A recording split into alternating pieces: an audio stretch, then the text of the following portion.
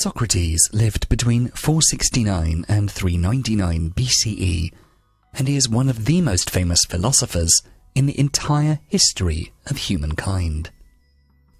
He is sometimes considered as the founder of Western philosophy, and his work reflects the philosophy of scepticism, which has at its main base that knowledge can be obtained through systematic doubt and continual testing. Although Socrates hasn't actually written anything, he has forever changed philosophy itself. Most of the things we know today about his philosophy came from Plato, Aristophanes, and Xenophon, whose writings are in the form of dialogues between Socrates and other Athenians. These writings gave birth to a new literary genre called the Socratic dialogue.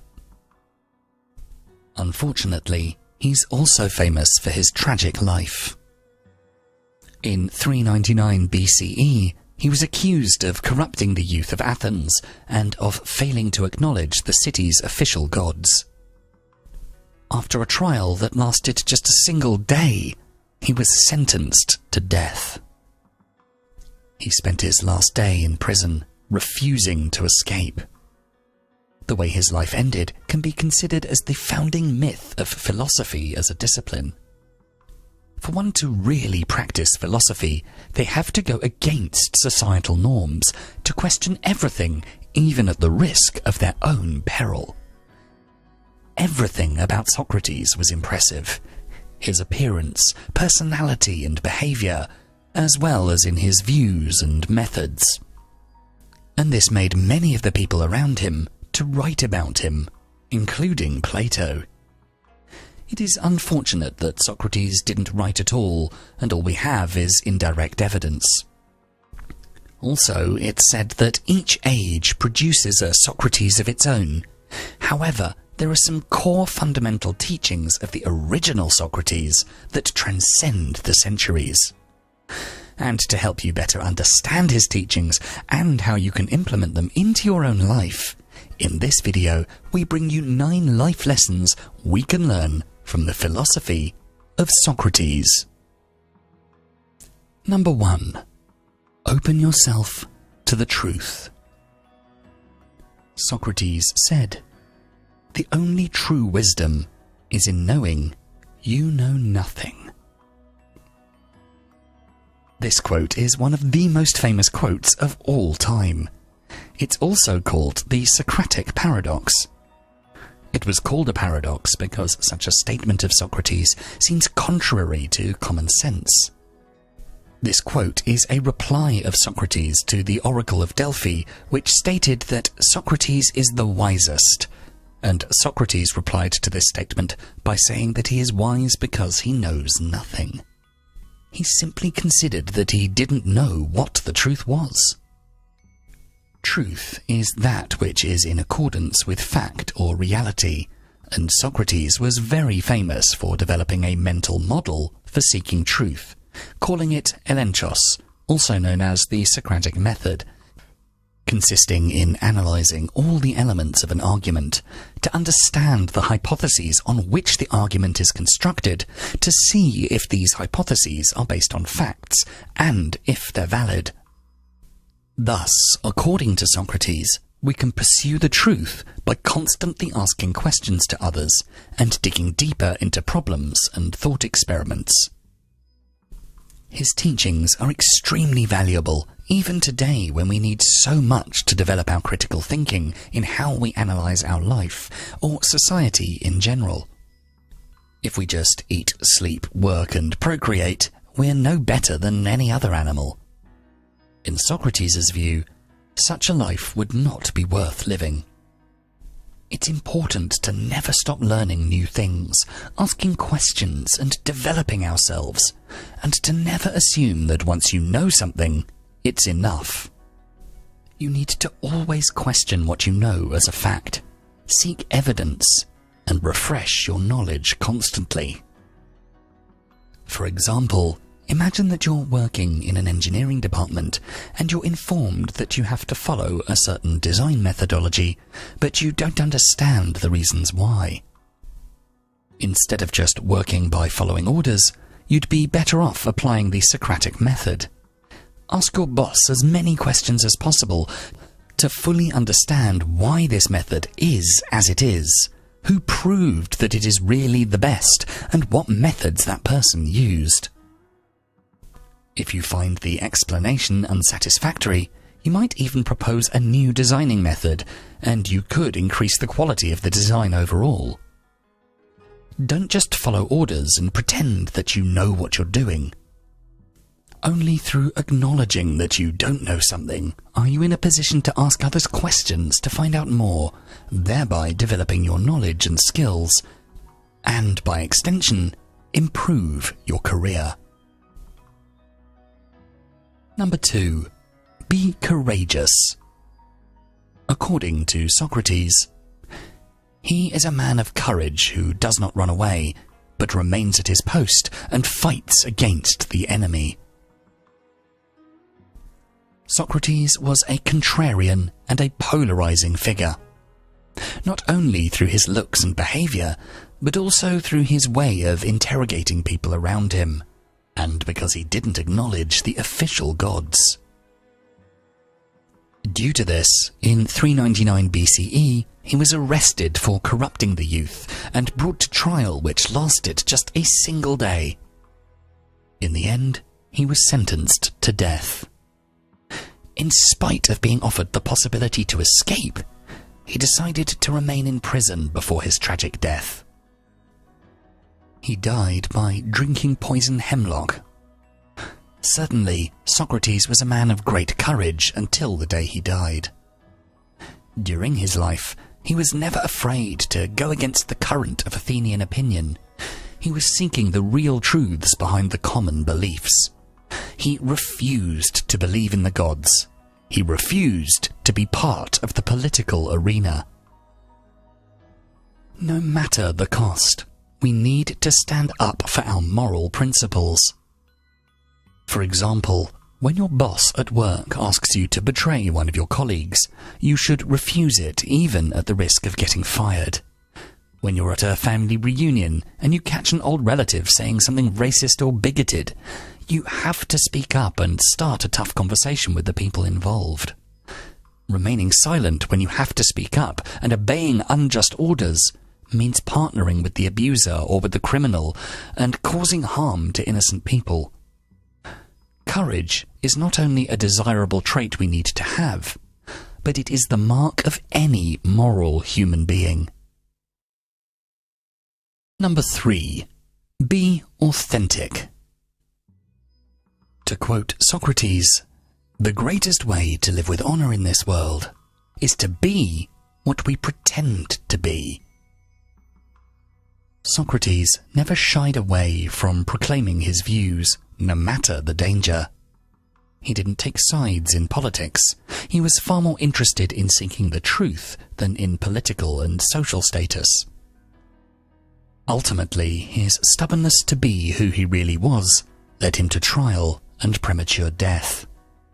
But due to the fact that he had the courage to be authentic, to question everything publicly, he lived honorably, and his fame has lasted to this day. Socrates was also bold enough to proclaim his ignorance towards many subjects. He didn't hesitate to ask others questions in order to find the truth. Even in regards to physical appearance, he didn't polish himself to look more than he was. Most of us do not have the courage that Socrates had, but we can learn from him to be more straightforward, more honest, to better align our ideal of ourselves with who we truly are. This means to stop seeking the approval of other people, to stop dressing and behaving to impress others in order to be seen as we would like them to see us. It is much better instead to work more in shaping our character than in lying and deceiving others in regard to who we truly are. If you're not happy about how you look, work on building muscles or losing weight instead of buying clothes to try and fake it. Stop pretending to be who you are not, and use that energy to start the real work on addressing the main sources of the problems. Only then can you be the true, authentic version of yourself? Number 4. Be humble. Socrates tells us, pride divides the men, humility joins them. It is said that Socrates had an unpleasant appearance. He was short with a big belly, with rough facial features, bulging eyes and a snub nose. He was extremely mocked due to his looks, but he didn't seem to care that much. He continued to use the same cloak every day, living a poor life, not caring either for his hygiene or for eating and drinking well. However, also because of his humble appearance, he was able to speak with people from all walks of life, whomever he was finding in the marketplace or other public areas. Male or female, young or old, slave or free, rich or poor. His humility gave him a special freedom and many possibilities to interact with different types of people. Although only a few of us would want to look like Socrates and adopt such an austere lifestyle, we can still adopt some aspects of his humility in order to be more free and to be able to experience life more fully. Humility means first of all freedom from pride and arrogance. The bigger your status in society, the more you need to practice humility. If, for example, you're a manager in a factory, you need an amount of humility to talk to employees working under you and listen to their suggestions on how to improve teamwork. If you adopt an arrogant and demanding attitude, you'll deprive yourself of a valuable input from your subordinates. If you want your staff to respect you, you have to respect them equally. They are the creators, the ones actually performing the primary functions of the business, giving them unique, valuable insight you can't see from a management or executive level perspective. If your staff feel like they're truly valued and respected, they'll generally want to return that respect with delivering to their best abilities. Only when you've created such a connection will they open up to you and give valuable feedback which you can use to improve the working methods in your factory. The more humble we are, the more approachable we are, and thus the better our connection with others, leading to more, better opportunities. Number 5. Beware the busyness of life. In the words of Socrates, beware the barrenness of a busy life. In the late 5th century B.C.E., when Socrates lived, most of the Athenian men preferred fame, wealth, honours and political power to a life of labour. They always seemed to have a busy life, but not a happy one. By contrast, Socrates neither laboured to earn a living nor participated voluntarily in affairs of state. Rather, in spite of his popularity, he chose to remain in poverty. He wasn't even interested in being considered a teacher. He believed it was more important to teach people to think by themselves than to fill their memories with new things that they may not even use. Doing things just for money or for fame was not one of his interests, as he understood that living a life without a real purpose is an empty life. Following Socrates' example, we should all be careful not to have a busy and empty life, but rather a meaningful life. Nowadays, there are so many activities we can engage in, so many things to choose from. If we don't know how to limit our desires for more money, more things, more fame, we risk the possibility that we completely fill our time with activities, leaving no time to stop and process, to digest everything going on in our life, to find the meaning and make better, considered decisions going forward. Running after money and fame won't give us real meaning in our lives. All it does is cost time and energy, both of which can be better spent doing things that actually fulfill you, things you really enjoy. You don't have to try to do everything you're capable of doing in life. Just start by figuring out what's really meaningful to you and prioritize your activities accordingly. Life can only become meaningful when you do meaningful activities. Number 6. Be a citizen of the world. Socrates stated, "I am not an Athenian or a Greek, but a citizen of the world." We shouldn't be defined by artificial borders like the geographical border of our country. People shouldn't be just citizens of their state. They should be citizens of the world. Now more than ever, there are many more things that unite us than separate us. Unfortunately, we humans typically think of ourselves in small groups: our block or street, our town, our county or state, our country.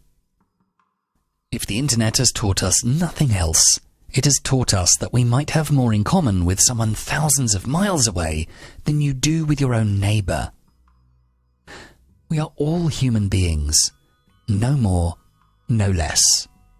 And making judgments about a fellow human based on differences like nationality, skin colour, gender, or in fact anything other than their behaviour and actions is utterly nonsensical. Socrates understood this very well, even though at that time this idea was truly revolutionary. Greece was divided into many smaller states like Athens and Sparta, and there were many wars between them. But Socrates was not a fan of politics. He refused to take sides with one party or another. He was more interested in finding an objective truth than in a subjective one, or in aligning himself with a certain group of people. In the same way, we should be interested more in the common moral principles which connect us than in the apparent differences between us. If you meet someone from another country, from another culture, don't focus on how different they dress from you or how they behave and think, but rather focus on the physical and psychological needs you have in common. To have enough food to eat, a shelter over your head, to feel you are a part of a community, to feel secure, to take care of your family, and so on. All humans on this planet have the same basic needs, and this is the common ground from which we should engage with one another. We are all citizens of this world.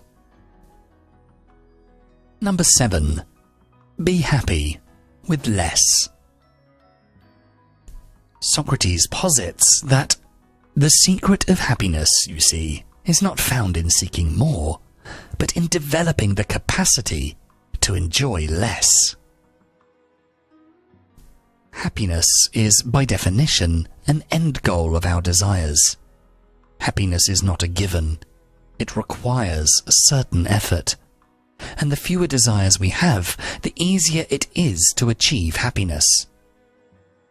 Socrates believed that the real secret to happiness is to have a moral life, to be just. By being so, you can be more peaceful, more content with your current affairs, and desire fewer possessions. Thus, happiness is not a result of having more. It is more a result of a mindset, of the ability to enjoy the small things in life. We need to work more on our inner state of mind, rather than trying to possess as many things as possible, like money, property, cars, and so on. An easy way to introduce more happiness into our life is through making small changes every day. You can start by practicing meditation, taking a short walk after lunch to the nearest park, taking part in sport, writing a diary, connecting with your friends and relatives, even something as simple as watching your favorite comedy, and so on. Over time, you can introduce more new habits, which cumulatively can increase your level of happiness. Don't expect a new apartment, a new car, or even winning the lottery to make you happy. Real happiness requires less effort than you might expect. It usually consists of developing small habits you can follow and build on every day. By being a moral person and focusing on practicing healthy habits every day, you can be happy with surprisingly little effort. Number 8. Don't seek vengeance. As we learn from Socrates, one should never do wrong in return, nor mistreat any man, no matter how one has been mistreated by him. For Socrates, vengeance is by definition unjust, and there is never a good motivation to justify it. This philosophy on vengeance is expressed in one of the dialogues of Plato, where Socrates debates Marcus, who believes that if it is just to give each man what is owed, so too it is just to do good for a good friend, and to do harm to an enemy. Socrates made Marcus realize that when harmed, human beings tend to become less virtuous, not more.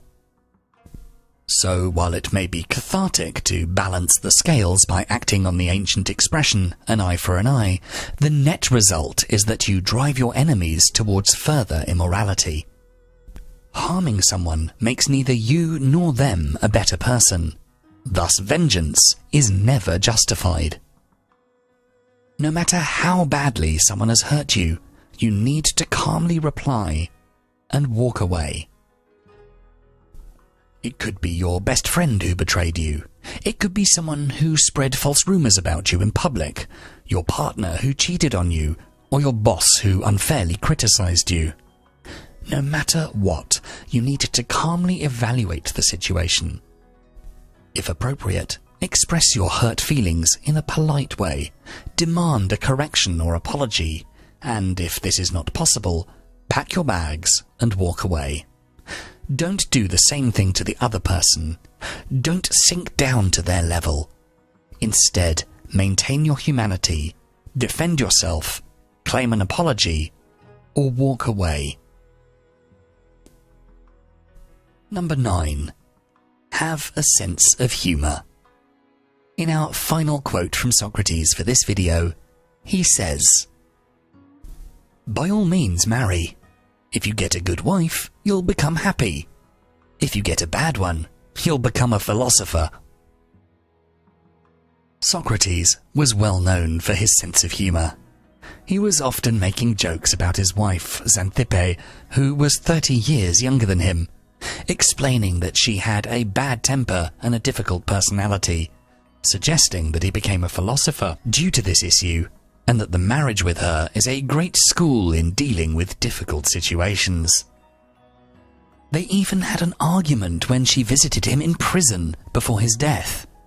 She was crying, saying that he was condemned unfairly, and he joked about it, saying, "Would you think this situation was less regrettable if they'd condemned me fairly?" Perhaps we can all implement a bit of Socratic humour in our own lives. No matter the situation, good or bad, making jokes can lighten up other people and us. Laughter is a powerful tool which can bring people closer, when used carefully, without malevolence or bad intentions. Laughter releases stress and makes us more resilient against the daily difficulties of life. Studies have shown a relationship is more likely to last if the partners find the same things funny. To make your relationships long-lasting, to quote the comedian Reginald D. Hunter, you have to find the funnies. Whether that's finding shows, movies, or comedians you both enjoy, or just seeing the same humour in life situations. A good joke, said without bad intentions, can lighten